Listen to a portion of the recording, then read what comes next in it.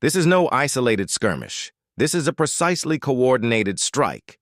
Hundreds of warheads tearing through the sky in an asymmetric attack, the largest of its kind recorded in the past decade. The air defense systems of multiple nations have gone on red alert. The geopolitical chessboard of the Middle East has just suffered a massive earthquake.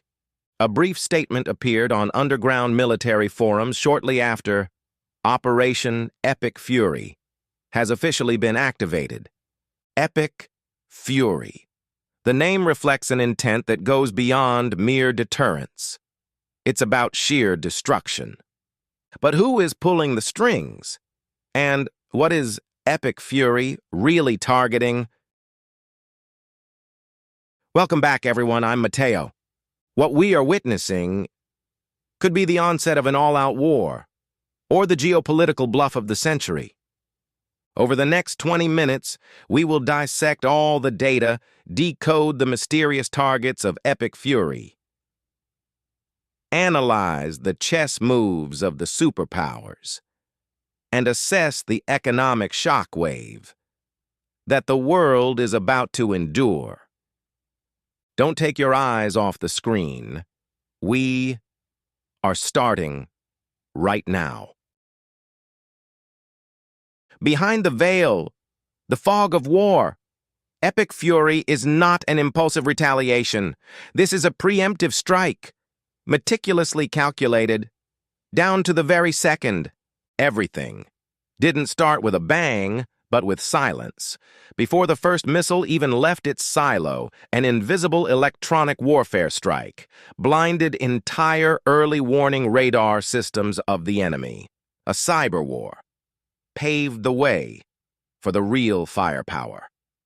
And once the radars went blind, Epic Fury unleashed a terrifying display of power. Instead of using expensive fighter jets, this operation utilized a swarm UAV tactic. Hundreds of cheap, explosive-laden drones swarming in like bees to completely drain the ammunition of air defense systems.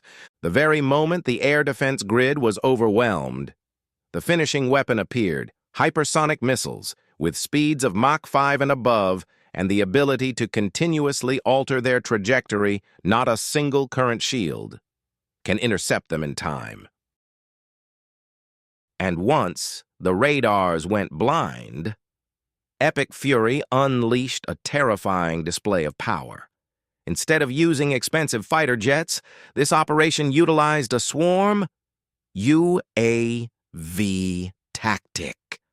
Hundreds of cheap, explosive-laden drones swarming in like bees to completely drain the ammunition of air defense systems. The very moment the air defense grid was overwhelmed, the finishing weapon appeared: hypersonic missiles with speeds of Mach 5 and above, and the ability to continuously alter their trajectory. Not a single current shield can intercept them in time. But state-of-the-art weapons are just tools. The core question is, where are they aiming? Intelligence leak this morning indicates that Epic Fury isn't targeting civilians or infantry barracks. Its objective is to slash the strategic jugular. Those are critical infrastructures: underground nuclear enrichment facilities, oil export choke points, and key command centers. Epic Fury does not want a war of attrition. It wants to completely decimate the opponent's capacity to resist within 24 hours. But which enemy is in the crosshairs? And who is pulling the strings behind this lethal strike? Epic Fury is not just a single strike. It's the first domino that just fell. In the Middle Eastern powder keg, a tiny spark is enough to incinerate an entire continent. Just hours after the attack, the geopolitical map shook violently. Regional powers from Saudi Arabia, Iran, Israel to Turkey immediately raised their combat readiness to maximum levels. Airspace has been locked down. The fragile balance of power has officially shattered.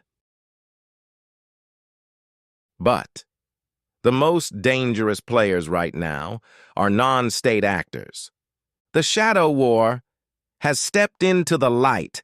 A slew of proxy forces, armed militia groups stretching from Yemen, Lebanon to Iraq and Syria, have received the activation order. Experts in gray zone warfare. They employ guerrilla tactics and asymmetric firepower. For the puppet masters pulling the strings, these forces provide plausible deniability. But today, the masks have fallen off. And the true nightmare isn't just on land, but is spreading to the oceans. Epic fury is spilling over into strategic chokepoints, the fatal vulnerabilities of the world, the Strait of Hormuz, and the Red Sea. Dozens of warships and fast attack crafts are getting into formation. A maritime blockade, even an unofficial one, is enough to instantly choke off 20% of the global oil supply. The energy lifeblood of the world flows through these narrow straits. And now, they have been target locked. The bombs are dropping in the Middle East, but the shockwaves have slammed straight into Washington, Moscow, and Beijing. Epic fury isn't just a military operation, it's the trigger card for a life-or-death chess match among superpowers. Over at the Pentagon, the hotline systems are glowing red. The United States is facing a daunting dilemma: direct military intervention or maintaining the strategy, leading from behind.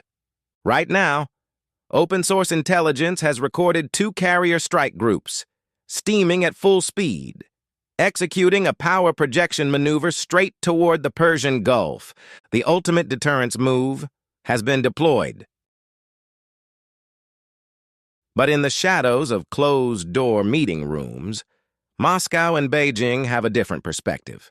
A Middle East in flames is the perfect strategic distraction, tying down the U.S. military and draining Western resources. No declarations of war have been made, but a shadow diplomacy is quietly unfolding. Unmarked cargo flights are stealthily taking off. Hardware, electronic warfare equipment, and satellite intelligence are being pumped into proxy forces through illicit routes. America's adversaries don't need to pull the trigger themselves. They just need to provide logistical support to ensure this melting pot never cools down. At the United Nations headquarters, hopes for peace have been suffocated. The Security Council is completely paralyzed. Veto powers are being thrown around like political weapons, striking down any ceasefire resolutions. 3 superpowers, 3 agendas. Epic fury has turned the Middle East into a blazing arena where the big players stand in the high bleachers, arming the gladiators, and patiently waiting for the last man to fall. Explosions are echoing in the Middle East, but blood is pouring across every global trading floor. Epic fury is not merely a military campaign. It's the most devastating act of economic warfare the world has faced in the 21st century. Within minutes of the first targets being hit by airstrikes, Brent crude oil prices smashed through every forecasted ceiling. Fear has triggered a state of absolute panic. Energy has now been weaponized. The fatal choke point, the Strait of Hormuz, is being strangled as the arterial route carrying 20% of the world's oil is threatened by naval mines and anti-ship missiles. Shipping giants have immediately declared a state of force majeure.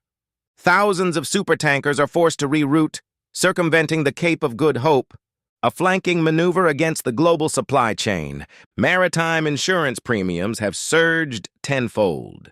Transit times are extended by weeks. The global supply chain, which was already fragile, has now officially broken. Amidst this fury, massive capital flows are executing a flight to safety. Gold and cryptocurrency are hitting new all-time highs. But for the remaining 99% of humanity, this shock is called inflation. When crude oil prices rise, everything rises. From freight rates, fertilizers, down to the food on your dinner table, epic fury might be geographically contained, but the inflation tsunami it generated is sweeping through every single home, every electric bill.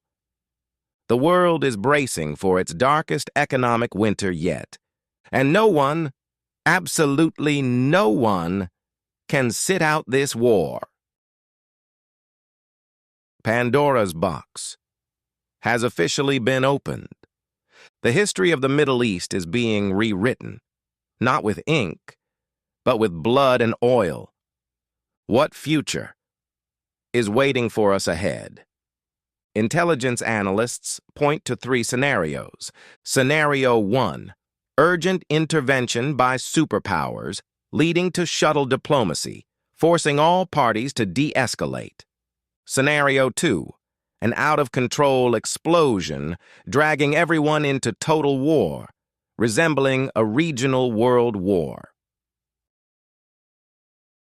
But battlefield realities point toward a third scenario, the most brutal and drawn out, a war of attrition.